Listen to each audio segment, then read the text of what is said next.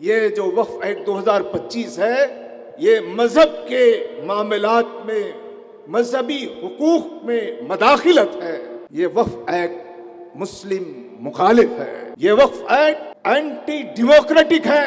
یہ 2025 کے وقف ایکٹ یہ اینٹی فیڈرل کلچر ہے. میں اس موقع پر اپنی بات ختم کرتے ہوئے ان تمام ممبران پارلیمنٹ کا عوام کا شکریہ ادا کروں گا، چاہے ان کا تعلق کانگریس سے ہو، ڈی ایم کے سے ہو، ترنمول کانگریس سے ہو، سماجوادی پارٹی سے ہو یا کمیونسٹ پارٹیوں سے ہو، جو اس کا ڈٹ کر انہوں نے پارلیمنٹ کے باہر مقابلہ کیا ہے. میں اس موقع پر اپنی بات ختم کرتے ہوئے کہوں گا کہ اب دو راستے ہیں. ایک جوڈیشل ہے اور ہمارے لوگ سپریم کورٹ پہنچ گئے. ہمارے یہاں کے سابق ایم ایل اے نے کہا کہ سپریم کورٹ کا فیصلہ کچھ بھی ہو سکتا ہے.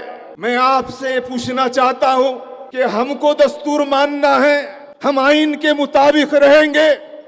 کیا ملک کی حکومت کو دستور ماننا نہیں ہے؟ کیا ملک کی عدلیہ کو دستور کے مطابق فیصلہ کرنا نہیں ہے؟ ہمارا تو بیوروکریسی سے، یہ پارلیمنٹیرین سے جو فرقہ پرستی پھیلاتے ہیں اعتماد اٹھتا ہے. ہمیں کچھ اعتماد سپریم کورٹ پر ہے.